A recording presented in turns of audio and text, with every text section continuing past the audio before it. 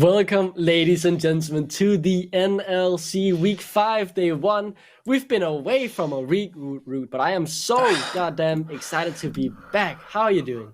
Absence makes the heart grow fond of Duckling. I can't wait to get back into these games and finally, get into the nitty-gritty of the season. We've got some great games up as well toward the end of the day as well, I'm particularly looking forward to. I remember when we first came on, right, we got introduced in week 2 and it didn't quite feel the same because we missed week 1 and it was like, well, my season hasn't started yet, I'm just kind of chilling, waiting for the season to get going. And then skipping out on week 4, it felt like a part of my whole week was missing, not getting to be on the NLC. So I'm excited to be back and I'm ready for these matches. It was a very exciting week just last week, but let's look forward because that's the only place we'll be moving. And I want to take a look at the schedule because we do have 4 games that I would deem very interesting on our schedule here today. Starting off, we will have Verdant going up against Nativz, and Nativz still looking for their first win, and Verdant, they really want to secure that playoff place, so they want to win this game as well.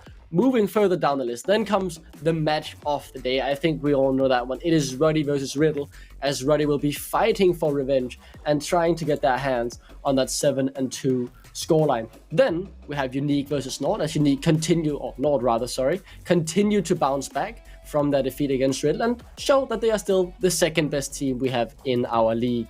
And then for the final game of the day, Root, this one you mentioned it's really exciting. The 2-6 teams in Domino and Veneer will be going head to head.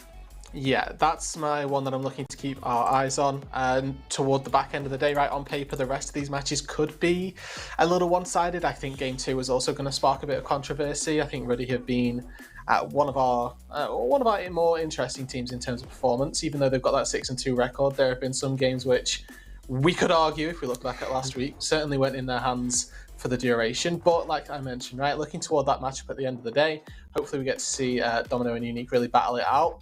And we can get more into that a little bit later as well, because that has some serious playoff standings depending on the rest of the games for the day. So once we get to game number 4, we'll have a much better picture of what that game means. And now we've looked at the schedule, but let's take a look at the predictions as well to see what our casters think about the games today. And as we can see, there are some one-sided predictions here. Let's start off with the Verdant versus Nativz one. It is a clean swipe for Verdant. Over on the side of Nord versus Unique, it is Nord who has gained a clean sweep yet again. I think that happens pretty often. But if we look to the Ruddy versus Riddle game, while it is Riddle favored, both Middle Cut and Veteran have put their votes on Ruddy. And then, as you said, the final game of the day, Veneer versus Domino. That is the exciting one. Pretty much 50-50 on the votes, 50-50 from the casting desk at the very least. So I'm very excited to see who will be coming out on top. And I know personally, I was very close to putting it on Domino as well. I don't have no clue who will win that game. No, but you're hoping now for Veneer, right? We look at the score lines along the bottom. You and Aragon tied at the top, so and that's the only game that separates you two. So we'll actually have a clear winner come the end of today between you and Aragon. We'll have to wait and see which one of you it is going to end up being. But fortunately, Duckling, we've got a little bit of time to kill before we get into our first game of the day, and I've got a little segment for you once again. We're going to play the round 2 of Rudu's Royale, where we test Duckling's knowledge on the NLC, and we find out it is very, very high, very, very good. There are only 2 questions for you this week, because these are a little bit more difficult, I think. Or you might just absolutely smash it. We'll have to wait and see.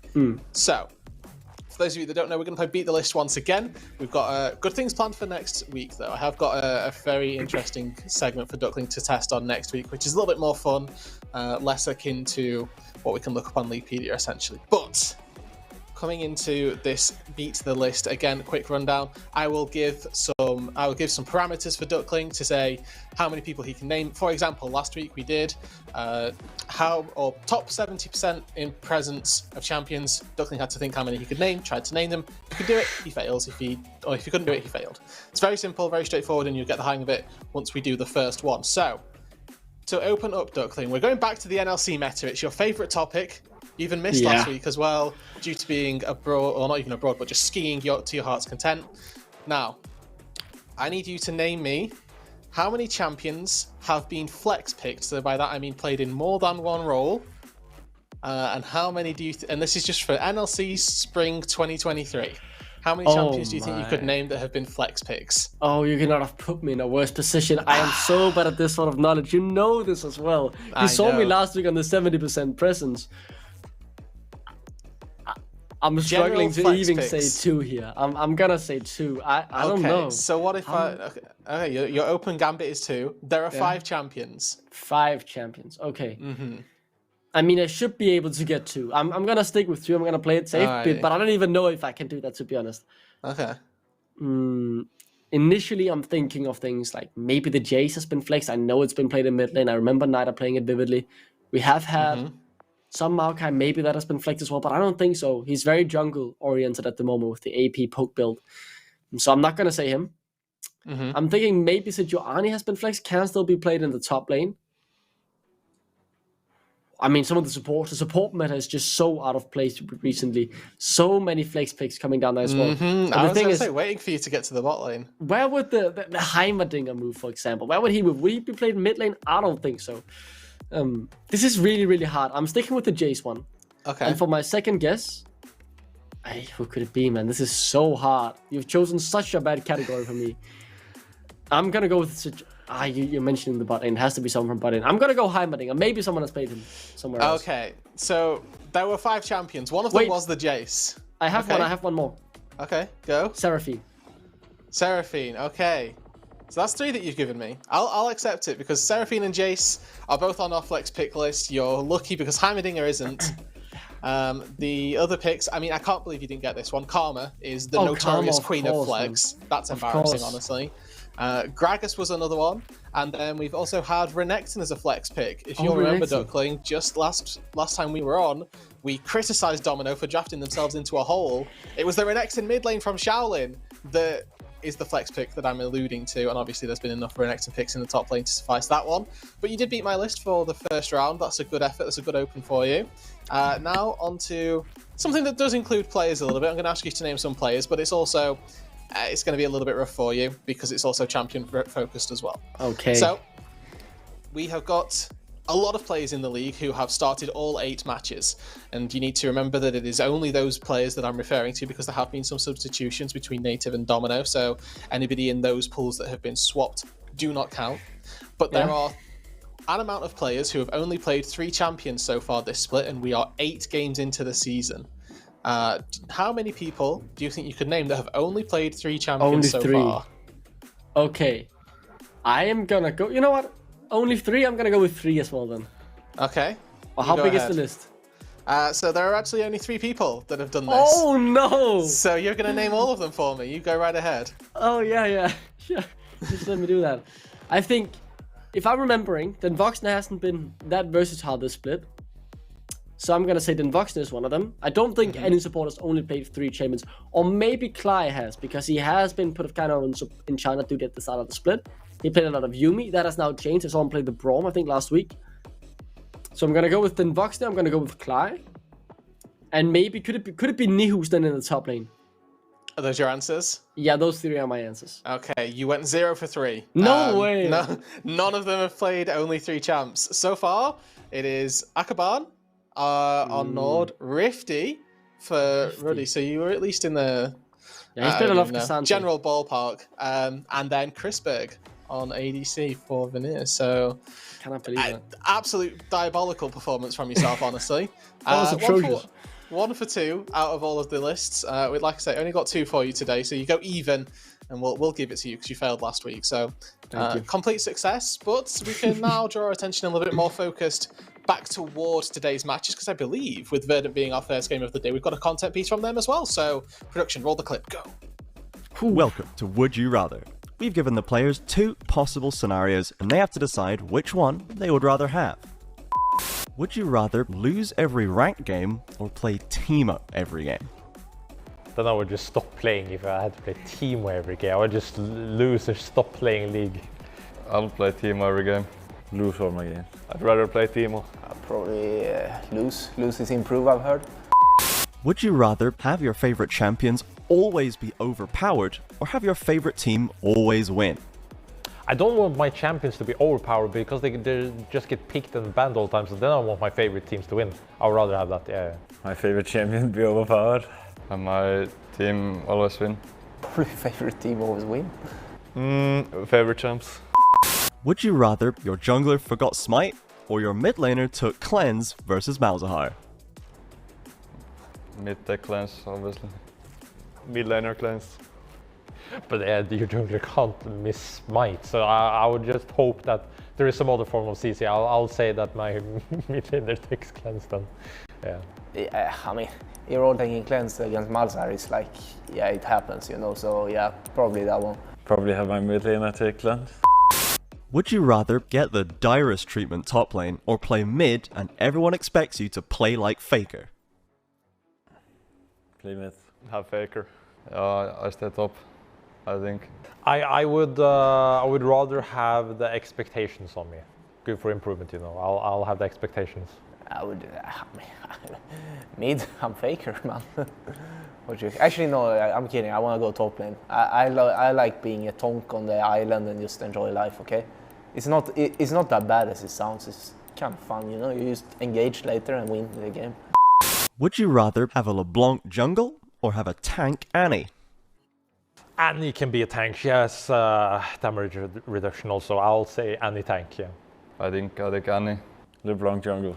Any tank. I mean, that doesn't sound too bad. I'll go with that. I mean, tank Annie is tank Annie, you know? It's a thing of beauty. Would you rather be able to control the minions directly or be able to see the enemy team's actions before they happen? I would love to see the future. For sure. I want to see the future. See what the enemy team is going to do. The minions, see enemy team. Oh, I mean, the first thing. The second thing I already do, so. Would you rather fight 100 Teemo-sized Malphites or 1 Malphite-sized Teemo? I think 1 Malphite-sized Teemo. I would rather have the small. I could just kick a lot of small ones. 1 Malphite-sized Teemo. It's 1v1, you know. If he doesn't use blind, then I got it. 1 Malphite-sized Teemo. 1 Malphite-sized Teemo. Would you rather have your least favorite champion get buffed or your favorite champion get nerfed? Favorite champion get buffed. But my favorite champion, I can't do that. I have to just buff my least favorite champion, and then I'll just ban it every time, I guess. My most hated champ to be buffed. Favorite champion get buffed. Favorite champion be nerfed, so it's not banned as much.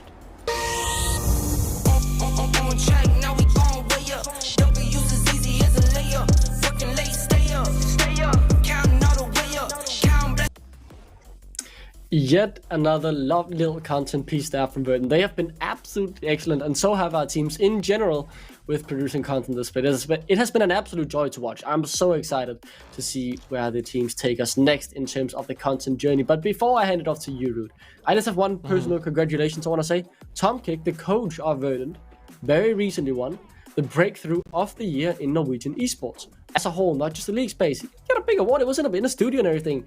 So big congratulations to him. He has been a great coach, and had good success with Riddle last year as well, where they were the surprise of the summer split. So congratulations to him, and now we can start talking about the matchup really, Ruud. Yeah, again, congrats to Tom. Very well deserved. We have obviously got our first matchup in a very short amount of time, I do believe. It's obviously going to be Verdant versus Nativz, and we touched on it a little bit at the top of the show, Duckling, but again, Verdant, in a position of 5 and 3 in the score lines, Nativz at 0 and 8 at the minute, and I think that going into this, it's important to remember that we're expecting Verdant to be the victors here. All of our caster predictions, Twitter predicted it as well, but for Nativz, we're hoping to see some signs of life, right? They've been very vocal, even in interview. There've been a good couple social media posts of them recognizing just getting a win on the board is their goal for the time being. It's a really good, obviously, goal to be having.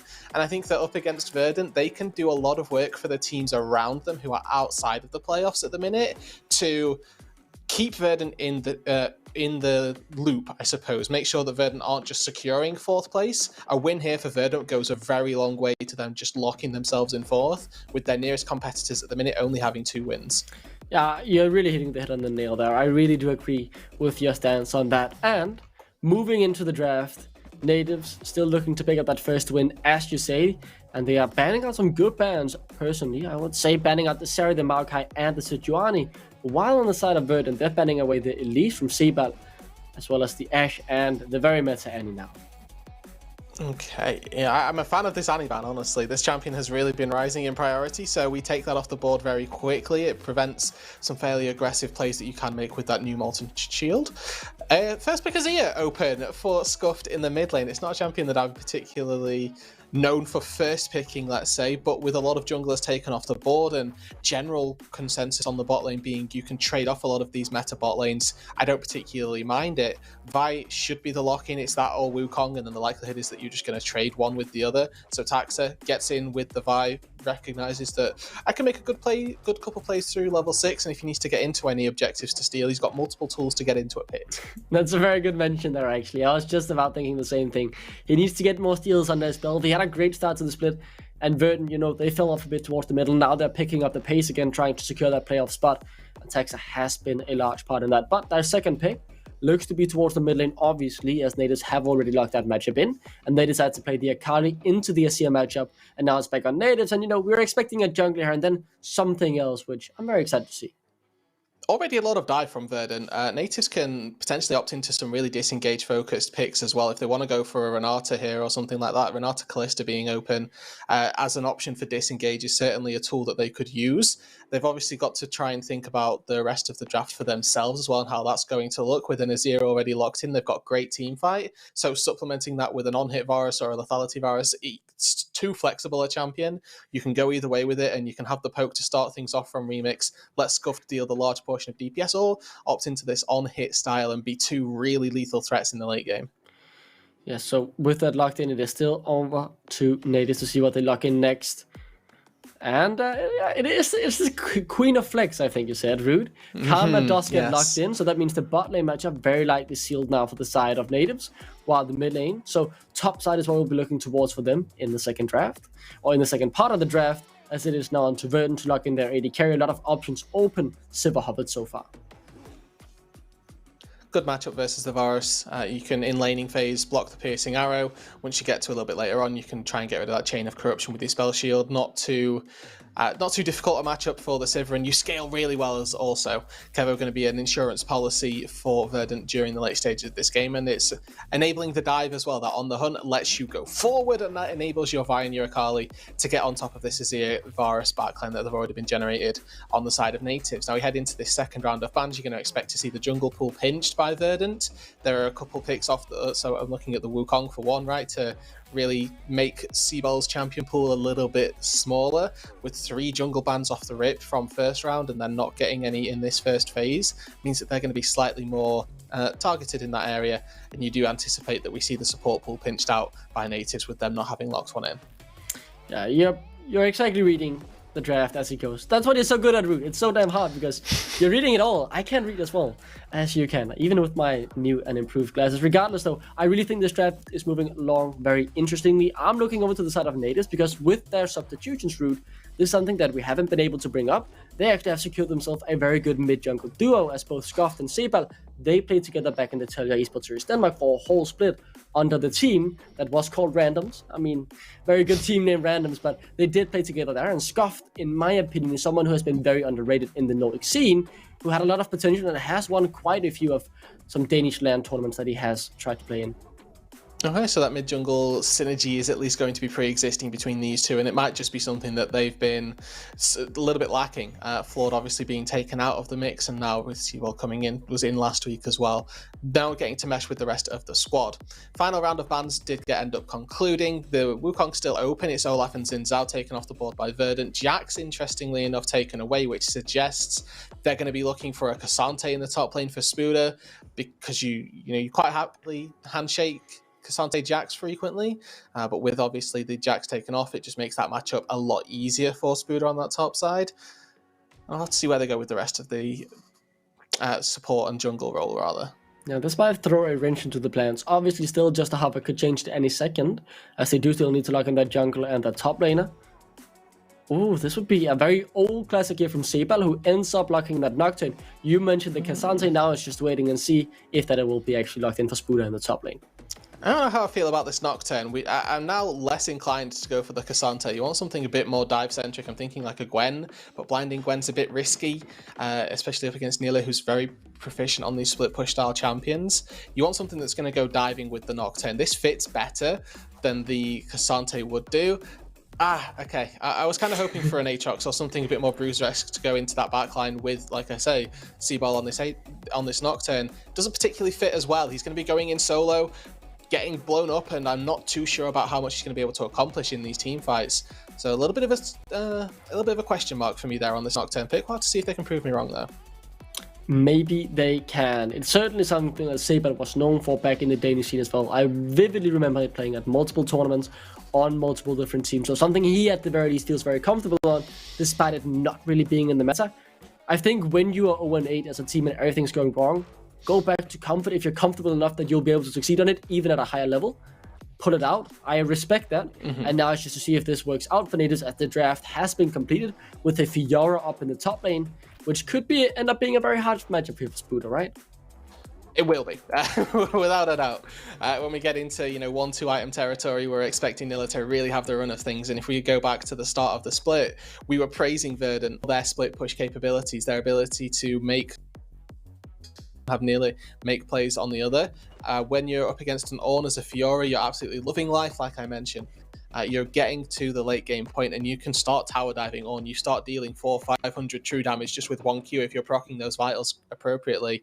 So this is really feeding right into the wheelhouse of Verdant. They've got some good shadow potential as well in this Akali. If you want to just make it a little easier to take down whoever's on that side lane, you can send Eol down there. They're both going to have TP, both be able to make their move back up to a relevant objective quite easily. Bringing the conversation just quickly back to Nativz and adding a little bit more to the point we talked about the mid jungle. When we heard Floyd on the interview, he mentioned that they weren't scrimming really at all. Obviously, I will say this can have changed, especially after substitutions. Maybe people have started being able to scrim. But if a team doesn't scrim, obviously the synergy will be hard to build up because you're only playing officials. So bringing in a mid-jungle duo that already knows each other, knows how to work together, and have played together, I think that is something that can definitely be showcased as a strength now for Nativz if they are still not practicing, because then you at the very least have two players who know exactly how to work with each other, and a mid-jungle duo is a very important duo to have locked down and on reading the same page. English is hard sometimes. It offsets some of the difficulties that had been highlighted to us previously, right? So it's definitely on the ticket for Nativz to be a lot more cohesive in this upcoming game. I do, outside of this Nocturne, really like the synergy that the roster is built up with. You've got good front to back with the Ornn, Azir, Avaris, Karma. Very traditional death ball style team fight that can work well. I also like the Nocturne in the sense that it's going to inhibit the side lane capability of Verdant, right? Whenever you think about a Fiora in a 1v1, you're thinking how easy is it for a jungler to get down there and turn the tides in your side's favour. Well, a Nocturne, it's a lot easier. You've got that semi-global ultimate. Yes, if you show yourself on one side of the map, you are opening up the other, but you can be a lot quicker with it on the Nativz side. Yeah, I really agree with the point you're making there, especially about, the death ball style comp. It feels a lot easier, right? Because there are some compositions that are really hard to execute. You don't want to draft a full early game composition because then you're putting yourself on a timer to win the game. I like the fact that Nativz are taking it back to the basics here because they just want to get that first win on the board, right? So bring it back to step one, play simple death ball League of Legends, and then you can work from there, play what you're comfortable with, and then just look for that first win. Hands check, essentially, right? Just try and go for some 5v5s, try and get the fingers going and make sure that you're outplaying in the pivotal situations that matter. Of course, we do got an early pause, we have to apologise, but we'll try and get us back onto the Rift in as short a time as possible. Whoa, there we go. Oh yeah, and we're definitely set for some early game action. I thought so, as Clyde does miss that dredge line. That means nothing else should be happening as Verdant now backing off. And I'll take that time to explain a meme we had in the Danish scene right here, Rude, because back in the day of the Danish LCD and this stuff, we had pauses all the time. Every time a game would start, we would have a pause for some reason. Someone had to go to the toilet or anything. It didn't really matter. So it's, back to the routine here of the Nordic scene, it feels like, with all these pauses just for 30 seconds in the early game to make sure everyone is ready for the good game coming up. Well, I'm glad that all of our resident Danes will be feeling a lot nice and at home. I want to quickly touch on this Nautilus pick as well. Remember, we spoke to Cly week number 3, I believe it was. Certainly a preferred champion style for Cly is this engage style support. I had mentioned that he'd been locked in Enchanter Jail, but we're now playing on 13.3, the patch where melee support's got a lot of love, so Cly going to be picking out the Nautilus, one of a more favoured archetype for him, and we'll have to see if he can find some pivotal engages. He's got Taxa to help out, but a large portion of these engaged tools do lie on the Verdant support. He's going to have to make the most of that. And Baloo looking to be able to push the wave out, it seems, as the fully charged Q from both of the bot laners coming out to secure that early push, something they might be able to try and utilize. As if we take a look at the jungler, Sebal is starting on his top side, while Taxa is starting on his bottom side. And if we get to see anything from an early game Nocturne, I'll be very impressed. You are waiting for that level 6 mark before Sebal can be a truly present force on the map. Early level Nocturne just doesn't hit it. Vi, on the other hand, Taxa has got a lot of tools through these early stages. Once you hit level 3, you can be a powerful force to gank with. Be it he heads up to the top lane and helps out nearly on a dive. Be it that he heads down to this bot side and punishes Remix and Baloo for that over-aggressive push that they're going for. Looks like it won't be the latter, though, as he's heading, as you'd mentioned, up toward that top lane. But there are a lot of tools for Taxa early on, where we need to see Nativz play just a little bit more reserved through the first few minutes of the game. Taking it up to that top lane matchup, I really want to delve a little bit more into this, because you talked about, obviously, when a couple item comes in for the Fiora, it's going to start being an easy time. And as someone who started to practice Fiora myself, I do know that then in the early game, you need to be a little bit careful about these tanks, because they can surprise you with that base stat. So I'll be looking at that at the very least to see if Spooder might be able to find a good couple of trades where that base damage still carries enough weight, and before the Fiora just starts healing obscene amounts with the Divine Sunder as well. I mean, just looking at this, yes, early doors, it looks like Neil's getting the best end of these trades in the top side. Got to keep an eye on if that, continues all the way through. But he's missed one creep so far, so really doing well for himself, and gets a really nice recall timing here as well. Won't have to burn teleport, because his next wave that's leaving his turret may also end up crashing in, putting a bounce back and putting the wave in a really good spot for Taxa to gank in about a minute's time. Looks like the reset comes through. Cull picked up, and a really good start to the laning phase for Nilo. One of those crucial win conditions we'd highlighted for Verdant is their split push capability, and if your Fiora's getting a good laning phase, that opens you up so much more. Does have an impact, and I want to zoom out a little bit here now, Rube, because we are at the point of the split where playoff is getting ever so slightly closer. Verdant, at the moment, 4th place. And they are looking really solid there, as I just get exposed for wearing glasses. That's perfect. Thank you guys so much, producers. You mentioned them. No, I mentioned them. I did actually mention them. I called myself out. Then it's fine. I'm sorry, producers. I'll take it back. There wasn't even a pause, Duckling. There wasn't even a pause. They just wanted everybody to see. Them. I can't believe you guys have done this. Regardless, though, I want to zoom out and take a look at the standings here for a bit, because we are at the point of the split where players are getting ever so slightly closer. And Verdant, they really want to just secure that 4th spot and make sure they are heading into playoffs. Next week, they have both Riddle and Nord coming up. 2 very, very hard games, while this week they're playing against Nativz and they're playing against Unique. Or rather not Unique, Veneer. These 2 games, if they win them, they will not mathematically have secured playoff, but they have pretty much secured playoff by that point. So this is a very, very big week for Verdant before they go into the Death Ball week where they're playing against the 2 best teams in the league. So much pressure on them now to perform and get those 2 wins and almost secure that playoff spot.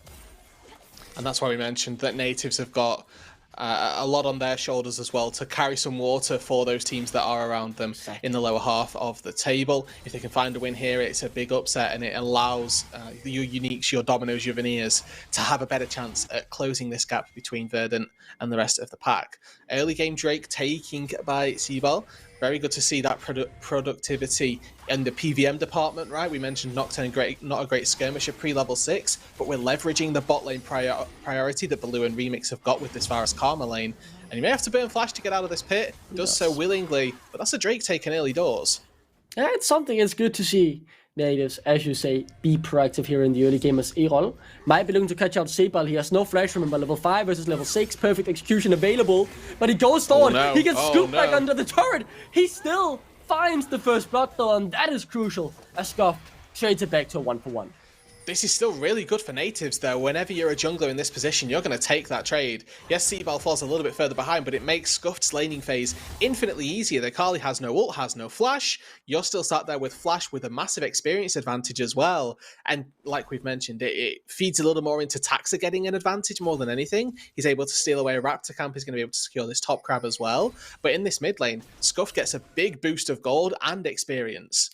And let's just take a look at it one more time. The shuffle comes in, nice damage there from Erol, but obviously the turret shot would be enough to take him down, and Scuff not able to push that out. And that's something I want to keep my eyes on now as we move further along in this game. How much is Scuff able to get from this? He was already poking Erol out of lane, building himself up a CS and XP lead, but with that extra kill, with this extra time he has now got, can he expand that, make it a bigger difference than it already was? The pressure is on Erol to keep that gap as is, right? We see 15 CS right now. If it stays at 15 CS, then that's probably good for the Verdant mid laner. But you're asking for Scuffed to extend that lead, and whilst Erol has no ultimate, that's going to be possible. But as soon as that perfect execution does return to being off cooldown, it becomes a little more difficult once again. The all-in threat from the Akali with tier 2 boots is actually fairly high. There's no defensive stats from Scuffed just yet, right? That Lost Chapter is purely laning focused in terms of its damage and its mana pool. And with Clyde coming into the mid lane as well, this could be bad.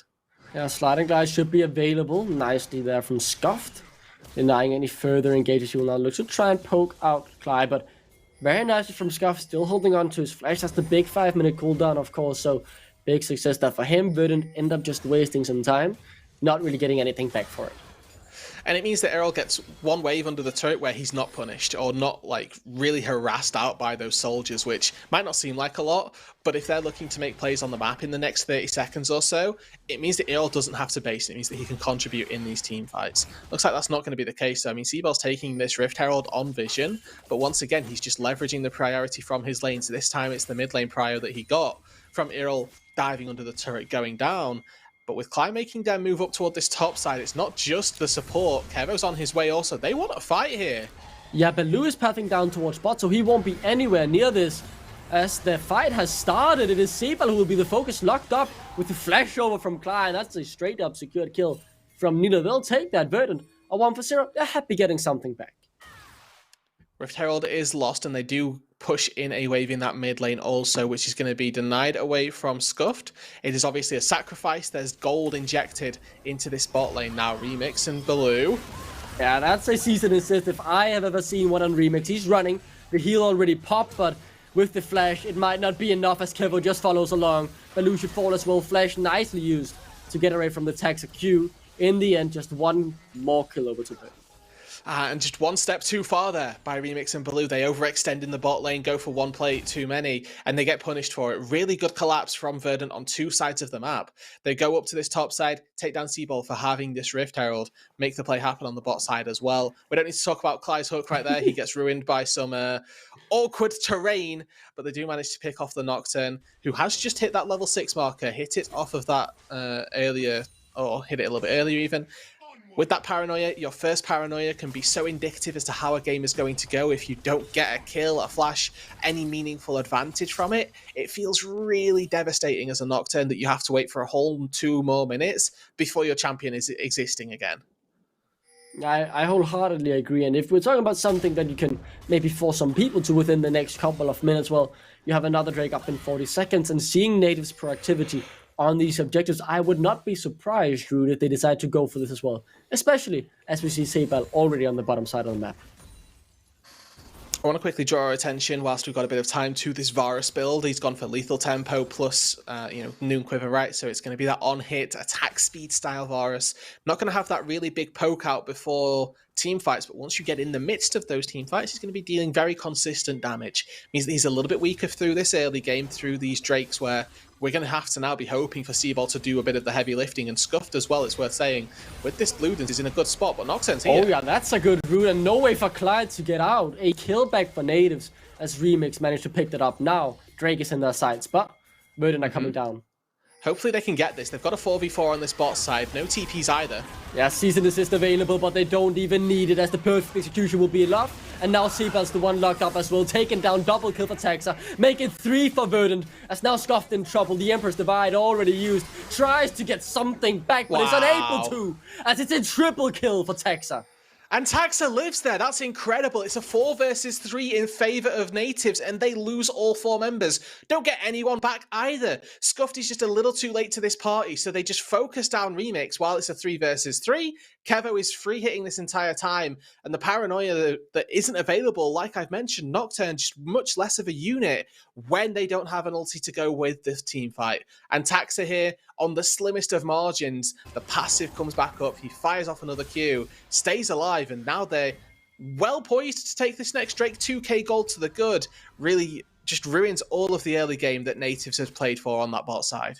Exactly right, and not just in the bot side as well, because what happened in terms of the mid lane matchup, well, Erol just got 2 kills and 2 assists, while Scuff got absolutely nothing from that rotation. So while there still is a little bit of a CS lead, there no longer is an XP lead, and in terms of gold, that gold difference has definitely been closed a bit as Clyde misses yet another dredge line. Back in 2016, he would have hit those. Or 2017, testing the waters. The map's changed a lot since then, Duck. Yeah, exactly. Some things have changed. The Alcos have come in, and you know, when the Alcos come in, one tree moved up towards that bush as well, and that means he didn't hit the Q. Something along those lines, right?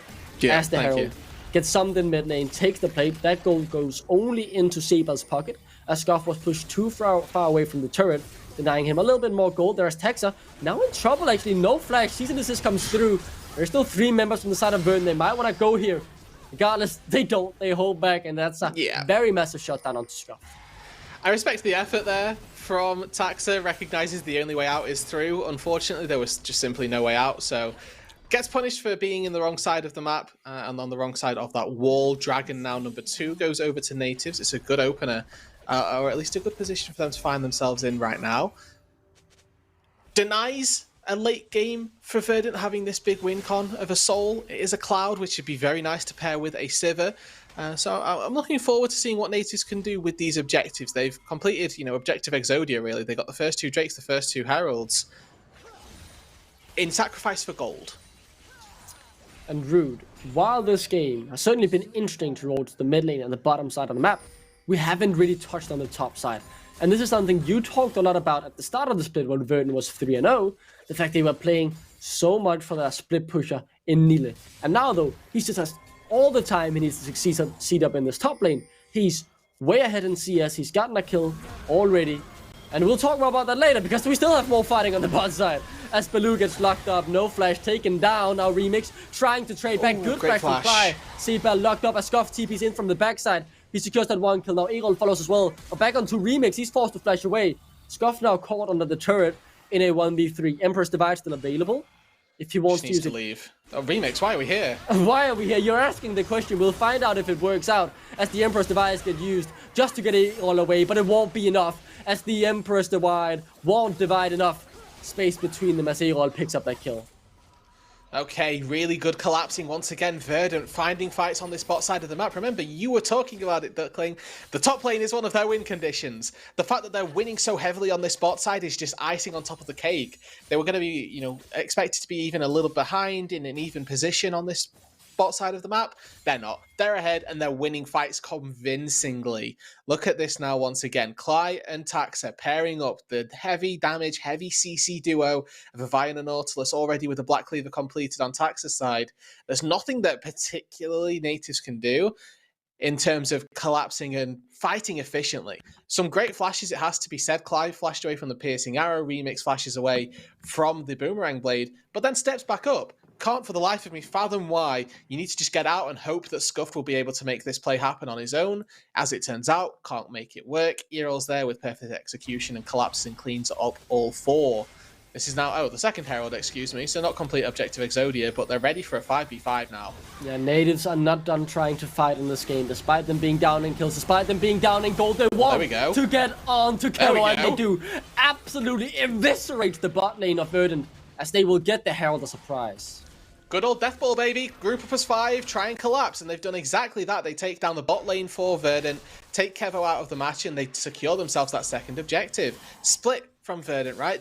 Nila was on the top side, Erol wasn't quite ready, Taxa not in position either, and Nativz, they just group up as 5, they move in as a unit, and it makes it really difficult for Verdant to go forward. Great stuff, finding a couple kills, wresting control a little bit back of this game. 2k the gold deficit, but with this Herald in their inventory, I expect to see Seaball move into this mid lane, place down that first turret, and get an opening on the map.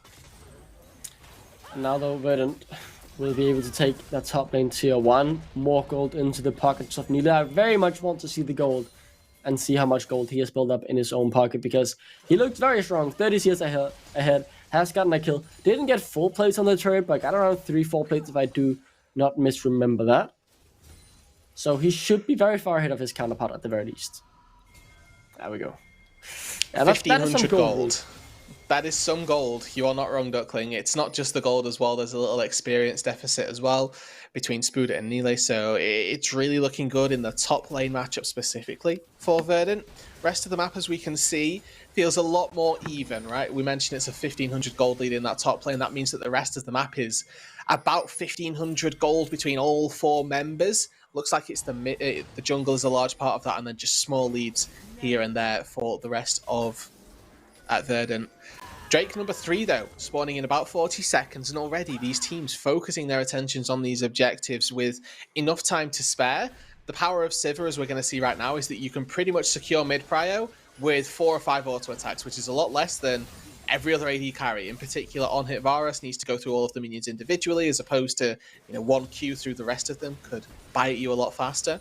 Not going to be the case though, as we've mentioned. Immortal Shield Bow being finished. Look at these items though, Duckling, quickly. There's no big spikes being hit by either side. I think the biggest thing is the discrepancy between supports right now. Blue has got that Moonstone proc, where Cly isn't quite sat on a locket just yet, but everybody else, about even footing. 1 item and components for everyone else.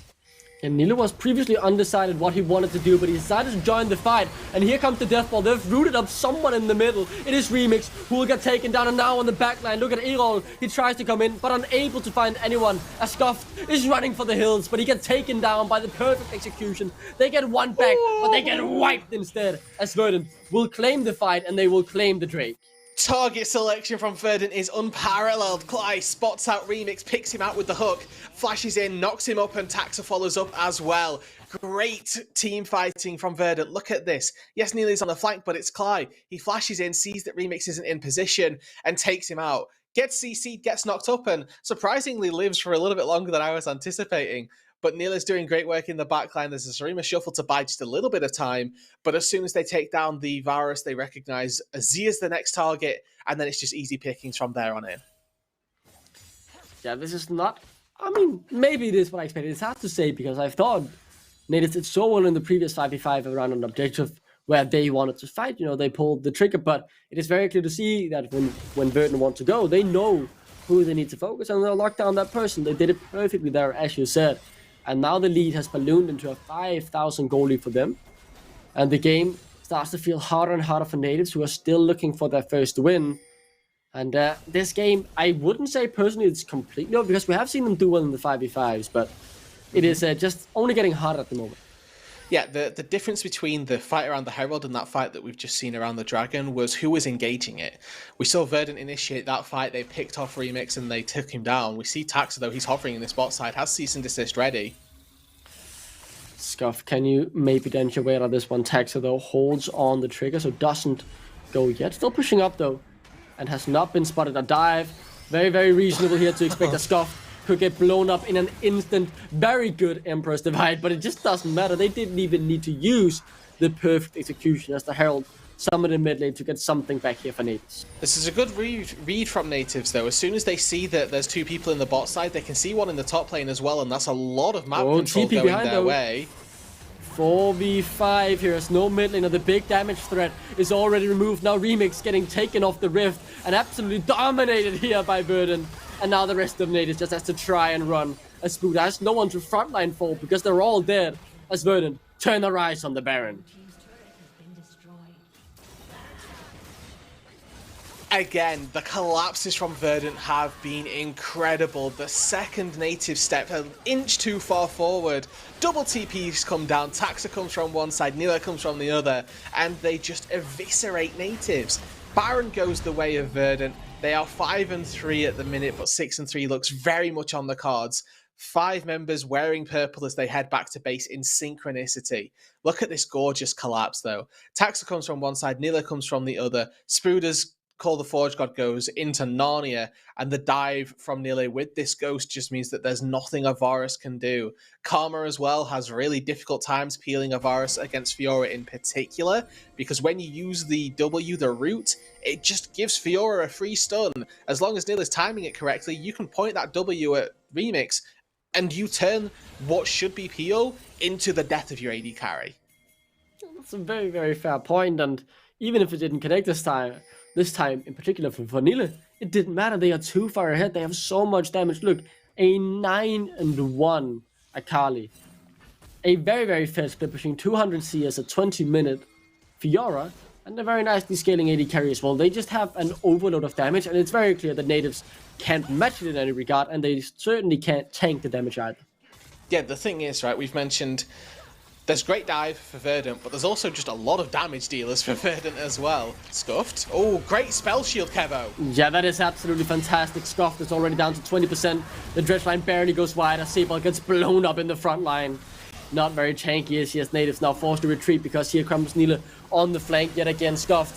He's out of there as Remix gets chased down and absolutely eviscerated. It is a bloodbath here in the base. Scuffed can't even get back to the fountain. Verdant playing with their food, and at 22 minutes, they will crack open the base. I mean, they might do a little bit more here, Duckling, honestly. I think they're lacking the minions to go for anything more than just this inhibitor, which is going to be the sore sticking point.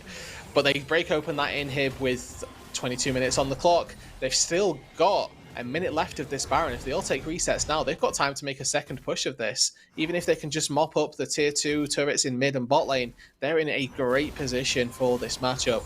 Just recognizing what they can and can't do on the map, and with a 12k gold lead, there's very little that is in that can't do list.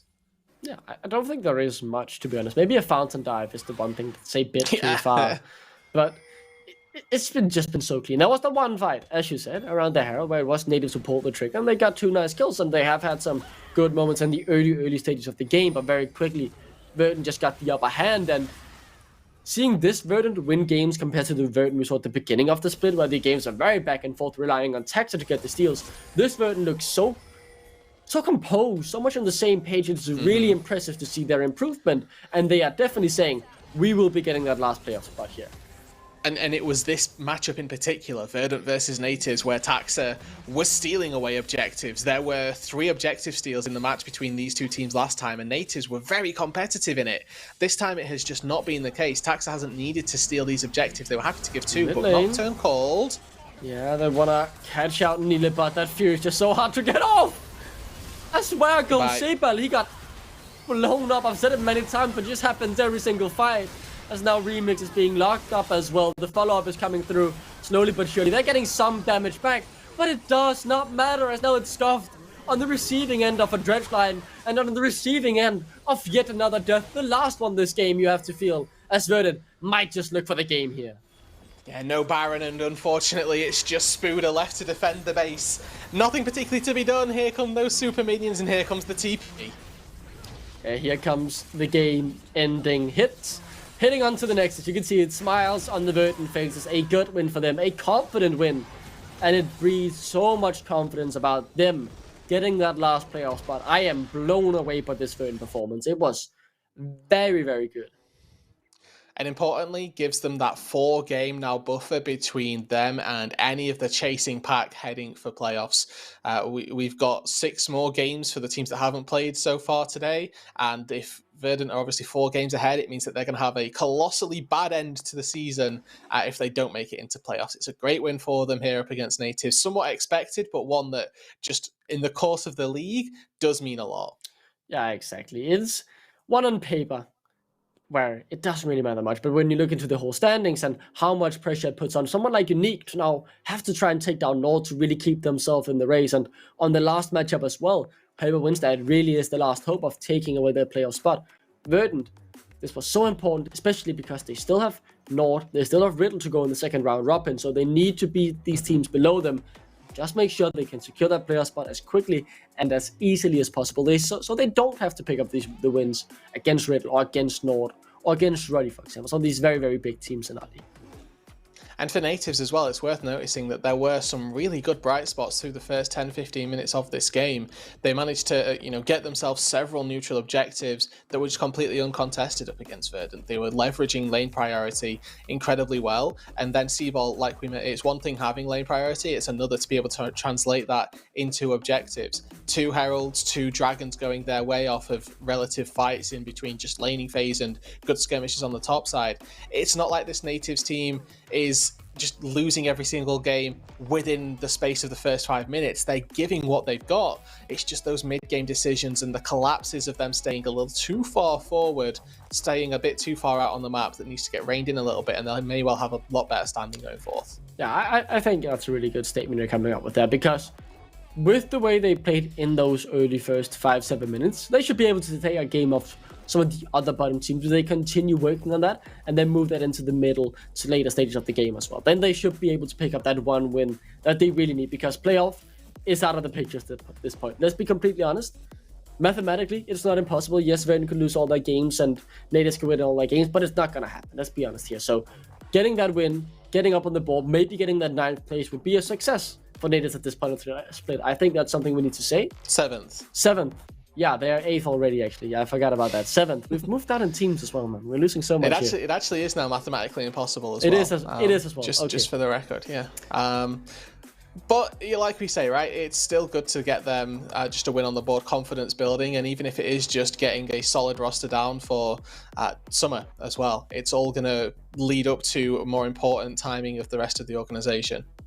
And now as well, one thing that I'm thinking for the other teams in our league, how much do you fear going up against Nativz? Because 0-9, they have nothing to play for in that sense. But if you're someone like Nord or Ruddy or whoever really, or Domino, anyone heading in where you really need those wins, you shouldn't be dropping these games, because remember, in playoffs, getting top 2 matters so much as well. It's that extra life, it's into the upper bracket, so that's also really important to play for. And going up against Nativz, they have nothing to lose. They can focus on improving, just playing their best game. All of a sudden, the pressure is so much on the opponent, and maybe Nativz will be able to get one of these blue shell victories like we saw back in the day in the EULCS. Get to look back at a couple of our highlights whilst we're waiting for the interviewees to come on through. And I mean, this is what I was talking about, the early leads that Nativz were able to generate for themselves coming off of botched dives from Verdant, right? You're all going down there is certainly not optimal, and it's a place that other teams may well be able to exploit. But these are those collapses that we mentioned from Verdant that were very proficient. That's one there, and they found themselves a little bit of a win on that window. And for me, this Nocturne pick, it didn't really have the spice that I like. There was that one play there that we just got to see, but that was about all that I felt. Yeah, this was right after that play as well, and good turns to bad very quickly as they lost 4 without getting anyone back. A very strong performance here from Verdant, and let's give you, Root, give me an MVP before we go into the interview, very quickly. We go Cly. We go Cly. Engages were good. We get Cly for the MVP. Well. I don't know who we got for interview. I have not been spoiled that, but I want to throw it into the interview as soon as we can. I want to see who we have join with us here in our virtual studio. It is the new wonderful mid laner of Nativz. Welcome, Scuffed. How you doing? Hey. I'm doing good. How about you? I'm doing fantastic. It's so good to see you again. I remember you back in the Danish days playing at NPF and playing for randoms. I want to ask you first of all, what have you done since you played for randoms and all that until you esports Series Denmark? I took a short break with the league, and I just recently got back into it, and then we got picked up by this spot, and it's been pretty interesting since. Yeah. So recently getting back into it. What's it been like for you then, like you say, with this break and with this obviously roster that's been going through the changes? What role do you see yourself having to fill in this squad? Outside of just mid lane, obviously. Yeah. When I came in, they were asking for a lot of champion versatility, and I think that's something I'm sort of known for, at least in the things I've played. I play a lot of weird stuff sometimes, whip out some Nativz and Hammerdingers and stuff, but yeah, bring something fresh to the table. Respect. Okay, second question then. Let's get to know Scuffed a little bit more. Where does the name come from? Is it just botched plays, botched champion pool? What's the story? I mean, I think it's like I started streaming and I didn't want to make like high quality stuff, so I thought, okay, I'm just Scuffed. Like I made all my emotes in Paint. I made my profile picture in Paint. Like my whole brand was just a bit garbage, I guess. And then I just stuck to it. No, I think it's brilliant, Scuffed. It's so good to have you back in the league. My last question here is more so, how did you get this opportunity, and did Sebal have anything to do with it? Yeah, I was asking for a trial. Sebal had something to do with it for sure. Yeah, it's like, yeah, do you want to play for this team? And I'm like, sure, that sounds cool. Then we tried it out, and the dynamic between like all the players sort of just fit, which is pretty lucky. I'm pretty grateful for the opportunity here. Of course, we haven't had the best start to the split, and now we're coming in and we're not showing the best results either. But you know, it is what it is. I think with a couple more weeks, we'll be on our feet and probably contesting a couple teams. I mean, I very much like that confidence. I like the hope as well, Scuffed. I'm hoping that you guys will soon enough be able to pick up your first win. Thank you so much for joining us, and best of luck moving forward with the split. Yeah, thank you. That was great. That was great to do a little chat with Scuffed. Haven't seen him in ages, and someone who I haven't seen in ages either here on interview is Munkholm. Welcome to the show. Thanks for having me. First of all, congratulations on the win. First of all, this makes it very, very easy for you guys to lock playoffs. A victory yesterday or tomorrow will mean a whole bunch in that regard. How satisfied are you with this performance? Because on the caster desk, we are blown away by how clean your boys were playing. I mean, I'm actually kind of blown away too. Not gonna lie, the boys pulled it off. They played really well. They played around their flank timers really well this game. So from that, we can be proud of the boys. What have you, so on a week-to-week basis, what have you been working on? Because obviously you've been really good at beating the bottom teams, but then when you're going onto these top of the table teams, there's clearly been some issues that you've been running into. What has the preparation been like on a week-to-week basis to try and make sure that when you get to this playoffs, when you get to these big matches, like next week, for example, you've got really, really good games to try and show yourselves up with? How have you been preparing for that?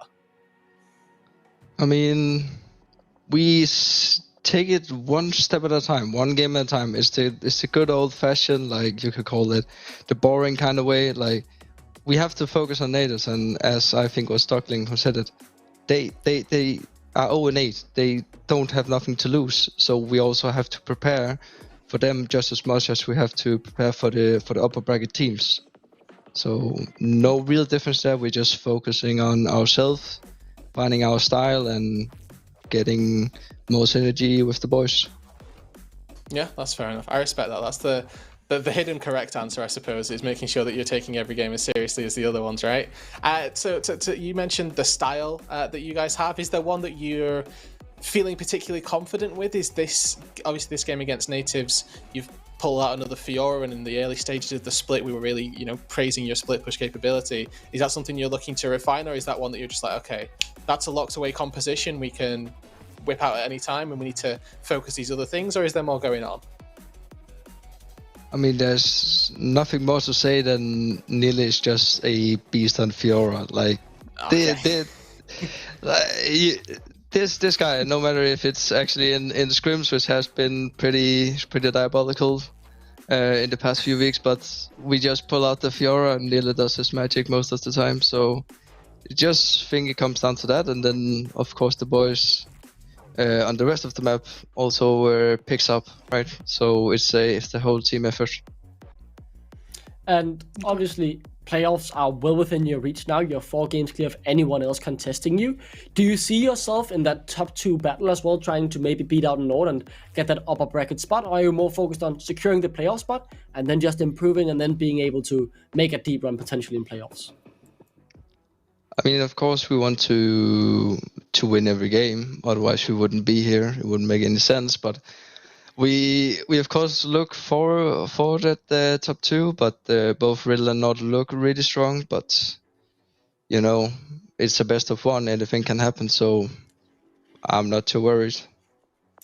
That is actually very true, and we have seen some upsets to split as well. Thank you so much, Monkon, for taking your time to talk with us, and congratulations on the win yet again, and have a wonderful rest of your evening. Thank you, you two guys. 2 very nice interviews there with 2 very nice Danes. You know, I love getting the Danes on the interviews. It just feels special, even if I'm not talking Danish to them. You know, it warms my heart a little bit, and it's absolutely perfect. Regardless, though, Ruud, a very dominant game here from Verdant to round out our game 1 of the day. When we will be back after this break, we have an absolute banger coming up, as Ruddy will be looking for revenge against Riddle Esports.